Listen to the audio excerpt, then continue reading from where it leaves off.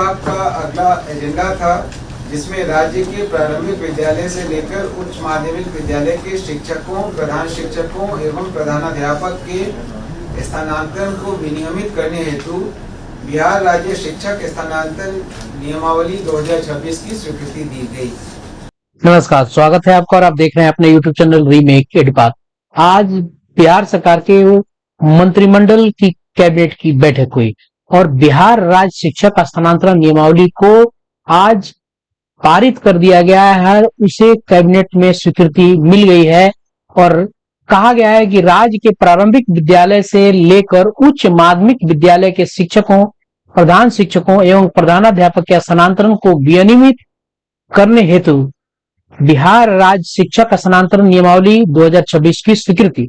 जी हाँ, इस वीडियो के माध्यम से हम इस नियमावली के अंतर्गत आने वाली चीजों को जानेंगे और क्या क्या इस नियमावली में आने जा रहा है और इस कैबिनेट से स्वीकृति जो मिली है उसमें इस नियमावली से संबंधित बातों को इस वीडियो के माध्यम से हम जानेंगे। तो चलिए वीडियो को शुरू करते हैं और वीडियो को शुरू करने से पहले आपसे आग्रह करेंगे, पहली बार चैनल पे है तो चैनल को सब्सक्राइब कीजिए, कंटेंट पसंद आता है तो लाइक शेयर जरूर करेंगे। चलिए देखते हैं जरा क्या है और कैसा है इस नियमावली में नियम।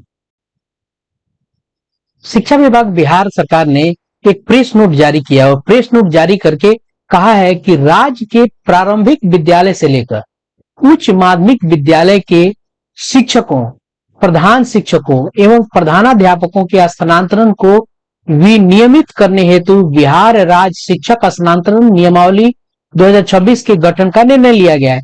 यहां मैं आपको बताता चलूं, यहाँ शिक्षक, प्रधानाध्यापक सभी को इंक्लूड किया गया है और इस शिक्षक में वो भी शिक्षक हैं जो नियोजित स्तर पे कार्य कर रहे हैं, उनके भी नियमावली को इसमें इंक्लूड किया गया है। और चूंकि यहाँ बताया नहीं गया है कि कौन से स्तर के शिक्षक हैं, क्या वो नियोजित हैं, विशिष्ट हैं, विद्यालय अध्यापक है, यहाँ शिक्षक शब्द यूज किया गया है। तो शिक्षक में वो सारे शिक्षक आते हैं, तो उनके नियमावली में क्या बदलाव हुआ है, जो बात कही जा रही है कि जिला संवर्ग बनाए की बात की जा रही है, वो क्या हुआ है आगे जानते हैं। नियमावली अधिसूचित होने के उपरांत शिक्षकों का पोर्टल आधारित एवं नियमबद्ध तरीके से स्थानांतरण हो सकेगा। अब जब ये नियमावली आपको पारित हो गई, अब इसके बाद होगा क्या कि पोर्टल के आधार पे अब नियमबद्ध तरीके से, अब नियम क्या होंगे ये नियमावली से स्पष्ट हो पाएगा और उस नियम के आधार पे पोर्टल से ई शिक्षा पोस्ट पोर्टल है उसके आधार पे आपको स्थानांतरण किया जाएगा। और यहाँ बताया गया है और कुछ प्रायोरिटी डिसाइड की गई है। पहली प्रायोरिटी है स्वास्थ्य संबंधी यानी बीमारी, दूसरी है दिव्यांगता, तीसरा है पति पत्नी के पदस्थापन की स्थिति, उसके बाद है अगला है पारिवारिक परिस्थितियों आदि के मानवीय आधार पर शिक्षकों को, विशेषकर महिला शिक्षकों का गृह पंचायत छोड़कर अपने प्रखंड के अंतर्गत निकटवर्ती पंचायत में तथा पुरुष शिक्षकों को गृह प्रखंड को छोड़कर जिले के अंदर निकटवर्ती प्रखंड में पदस्थापन किया जाएगा।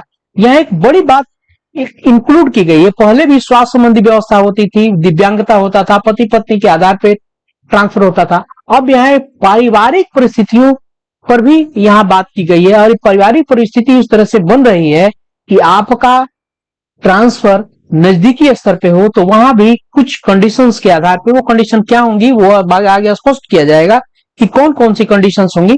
और यह स्पष्ट कर दिया गया है कि महिलाओं को, चूंकि कैबिनेट में इसे लेके आया गया, पहले वर्बल हुआ करता था, अब कहा गया है कि महिला को अपने पंचायत को छोड़कर और पुरुष को अपने प्रखंड को छोड़कर निकटवर्ती पंचायत और निकटवर्ती प्रखंड में उनका पदस्थापन किया जाएगा। अब इसको कैसे किया जाएगा, कब किया जाएगा, इसके आगे कुछ और बातें कही गई हैं जो बहुत अलग कहानी कहेगी।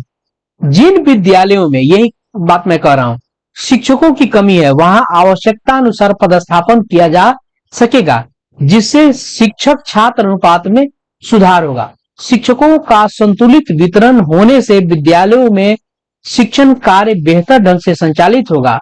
शिक्षकों की वास्तविक कठिनाइयों, व्यक्तिगत समस्याओं पर विचार कर ही स्थानांतरण किया जाएगा। यहाँ एक बड़ी बात निकल के आई है कि शिक्षक छात्र अनुपात में तो रेशनलाइजेशन की व्यवस्था होगी और रेशनलाइजेशन के आधार पर ट्रांसफर होगा और यहाँ रेशनलाइजेशन में भी इस प्रायोरिटी लेवल को देखा जाएगा और यहाँ प्रायोरिटी लेवल उल्टा हो जाता है। जब रेशनलाइजेशन होगा तो वहां प्रायोरिटी लेवल उल्टा हो जाएगा और स्थिति यहां बन रही है कि जो लोग वरिष्ठ हैं, ये जो ज्यादा दिनों से विद्यालयों में जमे हैं, उनका ट्रांसफर की बात कही जा रही है। क्योंकि डेमो पोर्टल पे अगर आप जाके देखते हैं तो वहां आपके उस विद्यालय में कार्य की, यानी कितने सालों से आप उस विद्यालय में कार्यरत हैं, पदस्थापित हैं, उसकी गणना दिखाई दे रही है। तो यहाँ स्थिति यही बन रही है कि जब रेशनलाइजेशन होगा तो ये ट्रांसफर तो आप अपने मन से देंगे, तो लेकिन रेशनलाइजेशन में आपका मन का नहीं चलेगा। हाँ, रेशनलाइजेशन जब व्यवस्था होगी उसमें सरकार कैसे काम करेगी, उसमें किस तरह से व्यवस्था बना के जो प्रखंड है उनका उनके निकटवर्ती प्रखंड में भेज रही है, महिलाओं को उनके अलग अलग पंचायत में भेज रही है, इसके लिए भले ही आपको अस्थायी पता और करस्पॉन्डेंट डिटेल्स डलवा लिया गया है, लेकिन उसको कैसे कर रहे हैं ये समय के गर्त में है। नियमावली को और स्पष्ट हो जाने पर चीजें आपको स्पष्ट होगी। आगे कहा गया है कि राष्ट्रीय शिक्षा नीति 2020 के अनुरूप शिक्षा की गुणवत्ता सुधारने और विद्यार्थियों को बेहतर शिक्षण उपलब्ध कराने में सहायता मिलेगी। इस पदस्थापन से और छात्र शिक्षक अनुपात से अगर ट्रांसफर की व्यवस्था बनती है तो इससे शिक्षा की गुणवत्ता सुधरेगी और बच्चों को अच्छे स्तर की शिक्षा मिल पाएगी और शिक्षकों की कमी नहीं रहेगी। इस नियमावली का मुख्य उद्देश्य शिक्षकों के कल्याण, विद्यार्थियों के हित एवं विद्यालयों की आवश्यकता के बीच संतुलन स्थापित करते हुए स्थानांतरण प्रक्रिया को निष्पक्ष, पारदर्शी और प्रभावी बनाना है। ये था प्रेस नोट और इस प्रेस नोट के माध्यम से संक्षेपीकरण किया गया है नियमावली का, और नियमावली का संक्षेपीकरण करके बताया गया कि प्रायोरिटी लेवल क्या होगा। अगर ट्रांसफर की बात आती है तो 4 लोग अगर ट्रांसफर 5 को लोग ट्रांसफर के लिए देते हैं तो सबसे पहले उसमें ट्रांसफर किसका किया जाएगा, स्वास्थ्य वाले का किया जाएगा, उसके बाद दिव्यांगता वाले का, पति पत्नी का, पारिवारिक परिस्थिति पे, तब सामान्य ट्रांसफर किया जाएगा। लेकिन ये तो ट्रांसफर की प्रक्रिया हो गई, लेकिन यहाँ बात कही गई है आपको सामंजन की, छात्र शिक्षक अनुपात में रेशनलाइजेशन की।